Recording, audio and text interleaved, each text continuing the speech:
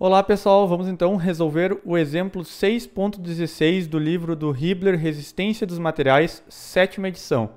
Então, voltando à flexão simples, o que esse exercício nos passa de informação e o que ele nos pede de cálculo?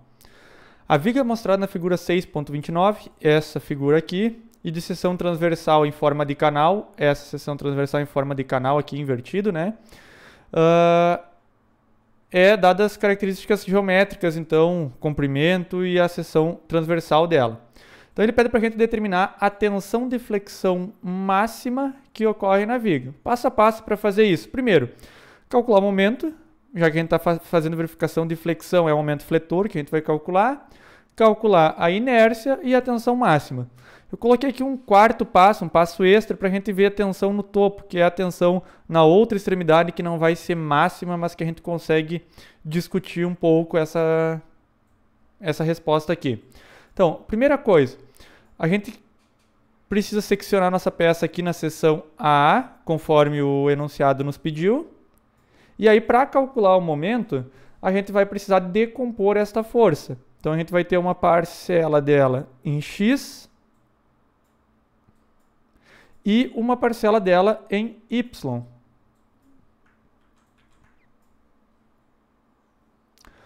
Como é que a gente vai fazer essa decomposição aqui? Essa parcela em x, a gente aplica uma regra de 3, simples, né? A nossa força x vai ser igual, então, a 2,6 vezes 5 dividido por 13. A nossa parcela y aqui, Fy, vai ser igual a 2,6 vezes 12 dividido por 13. Então, a gente vai chegar aqui numa força y e numa força x determinada. Aplicando a operação matemática aqui, a gente vai chegar na y 2,4 kN e na x a gente vai chegar na força de 1 kN. Aqui nada mais foi do que uma regrinha de 3. Ó. Força em x está para 5, a proporção, né? Assim como o 2,6 está para 13. E aí a gente montou a equação. Para quem não lembra aqui, uma breve revisão para montar essa equação aqui. Então, fx vezes 1 vezes 13, né? Desculpa, falei 13, digitei 1. E 5 vezes 2,5. Muito bem, agora a gente vai calcular os momentos que essas forças geram. Então a gente tem aqui a nossa viga, um pouquinho mais para baixo.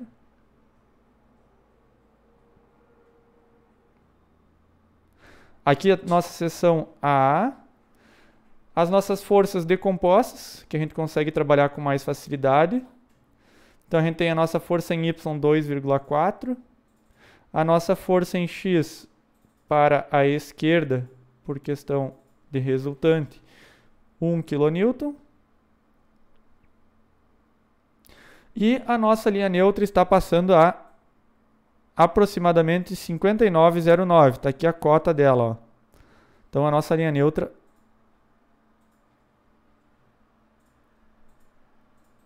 está passando da extremidade superior, ou seja, de onde estão aplicadas as nossas forças, neste caso aqui, a 59,09 milímetros. Beleza. Agora, eu defino um valor, uma direção para o momento, eu vou adotar da convenção, que é o que eu quero saber. Qual é o momento aqui no ponto, na seção AA? Então, o MAA. Coloquei positivo por questão daquela convenção que todos já estão acostumados, né? Tração embaixo. Seccionamos deste lado, então comparamos com este momento. Agora, a gente aplica a equação. O somatório dos momentos no ponto, vamos dar um nome para esse ponto aqui para ficar melhor. No ponto A é igual a 0. O que nós temos de momento? O 2,4 ele vai fazer momento no sentido anti-horário. Lembrem que a convenção que a gente usa aqui, ó, é anti-horário positivo. Então, anti-horário vai ser 2.400 newtons, já vamos converter para newtons, vezes a distância, 2 metros. Então, 200 centímetros, 2.000 milímetros. Já vamos manter tudo em metro e em milímetro e newton, para simplificar o exercício. Positivo, porque está rotacionando deste sentido. Que mais? Temos essa força de 1 kN também, fazendo um momento na nossa seção transversal aqui, no nosso ponto A, porque ela tem uma leve distância da linha neutra. Então, e também é positivo, também está rotacionando a nossa peça no sentido anti-horário. Então, mais 1 kN são 1.000 newtons, vezes 59,09 milímetros. E temos a nossa incógnita, que é o que a gente quer calcular, portanto, mais MAA, igual a zero. Isolando aqui, a gente vai determinar que o MAA vai ser menos. Então, significa que está tracionando em cima, né? Se a gente colocou a convenção positiva, tração embaixo, e a nossa resposta deu negativa, quando a gente passou para o outro lado, o 2.400 aqui e o 1.000 ficaram negativos, significa que a nossa viga está tracionando em cima e comprimindo embaixo. E aí, essa operação matemática aqui vai nos dar aproximadamente menos 4,859 vezes 10 na 6 newtons vezes milímetros, né? Newton vezes milímetros.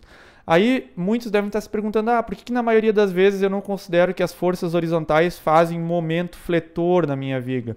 Se vocês forem reparar o quanto a intensidade do momento gerado pela essa força horizontal representa no nosso cálculo, vocês vão ver que é um valor muito baixo, muito pequeno em relação à força vertical.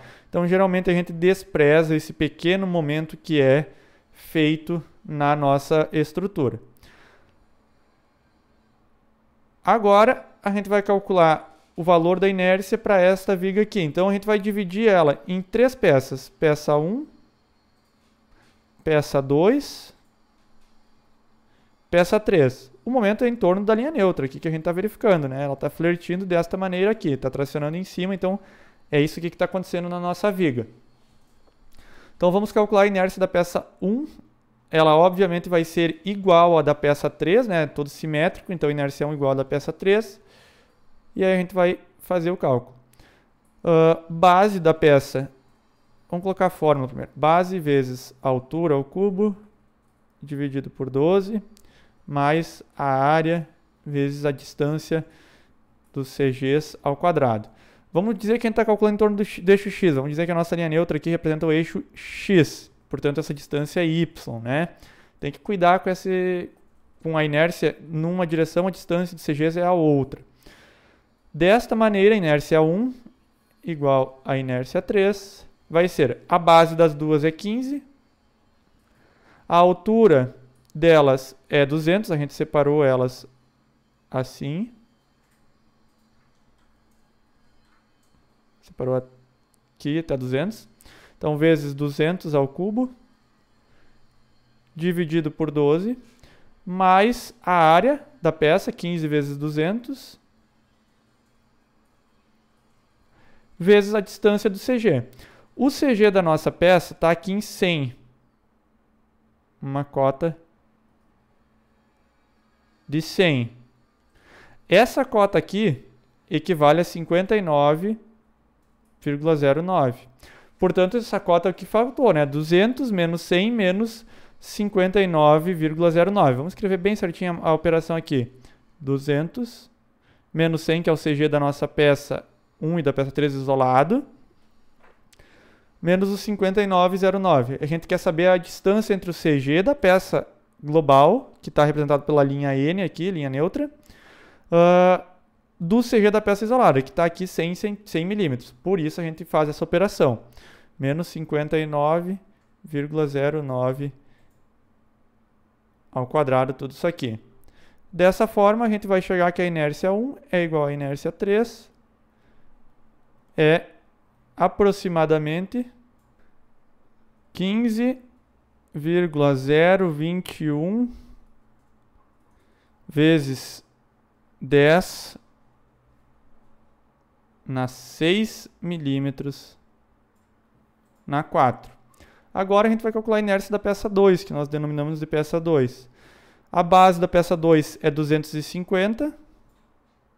A altura dela é 20 milímetros, está aqui na nossa cota, que a gente acabou riscando, né? 20 milímetros.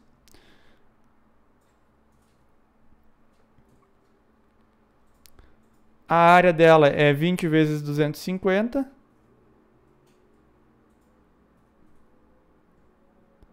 E a distância do CG dela para o CG da peça é essa cota aqui.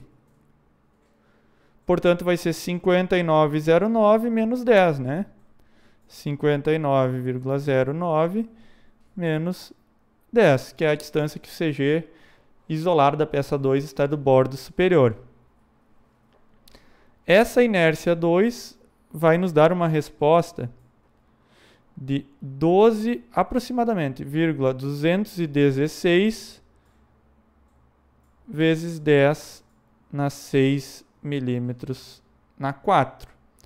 Portanto, a nossa inércia total será 15,021 vezes 10 na 6, vezes 2, porque tem a inércia 1 e inércia 2, posso somar ou posso multiplicar, tanto faz, mais a inércia da peça 2, que é 12,216 vezes 10 na 6.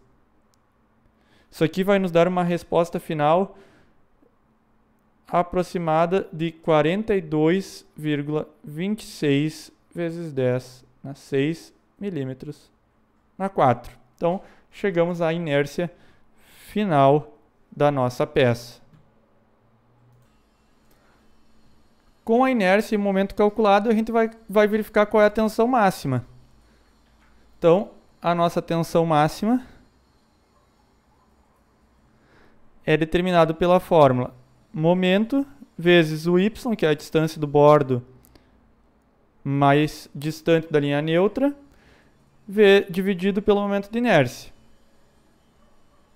Então, vamos passar para cá. A tensão máxima vai ser igual ao momento. Eu já cuidei para compatibilizar a unidade, então fica mais fácil, né? Por isso que aqui a gente fez Newton vezes milímetro. Então, o nosso momento é negativo. Menos 4,859 vezes 10 na 6 Newton vezes milímetro. Vezes o y. E agora, qual é o valor do y que eu uso? A distância da linha neutra para baixo ou a distância da linha neutra para cima? Eu quero saber a tensão máxima. Então, para determinar a tensão máxima, eu vou usar o y que é maior. Eu vou usar a tensão que está em baixo, né? Porque ela está mais distante. E aí, esse y vai ser 200 menos 59,09.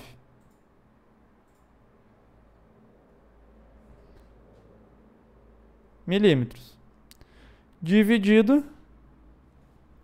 Deixa eu erguer isso aqui um pouquinho para cima, para manter um mínimo de organização. Aí.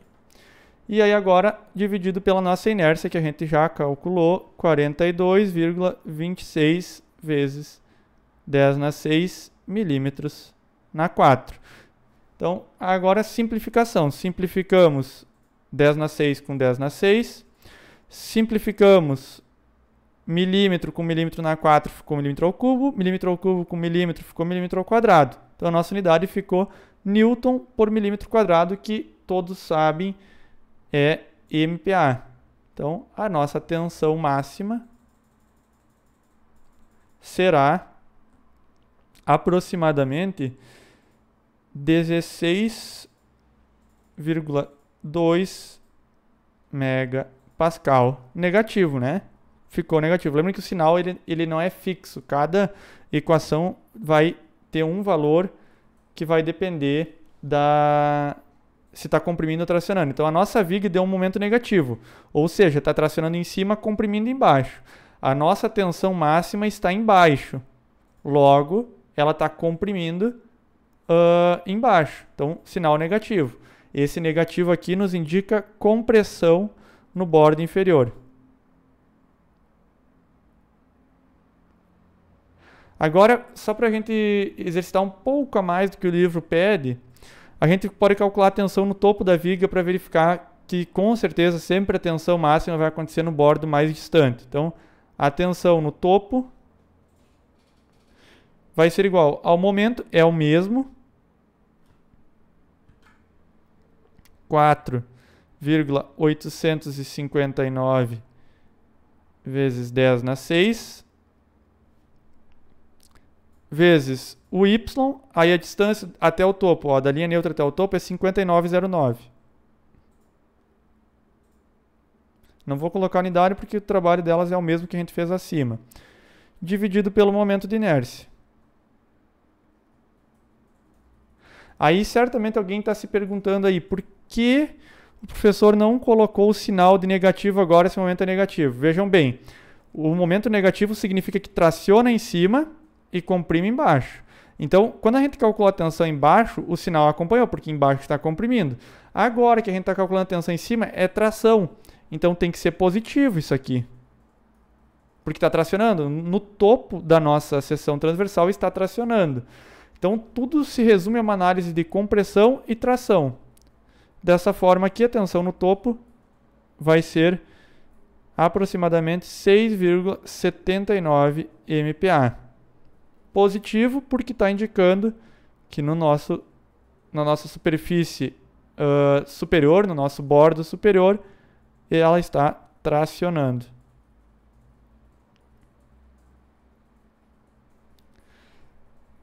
Então, aqui a gente determinou a tensão no topo, a gente viu que deu bem menor, justamente, se a gente considerar em módulo, lógico, justamente porque a distância da linha neutra até o bordo que a gente considerou é menor, né? E aí a gente verifica bem claramente que o sinal da equação da tensão depende de uma análise do engenheiro para verificar onde traciona e onde comprime. E isso aí vai variar bastante em função do diagrama do momento fletor, como todos já sabem.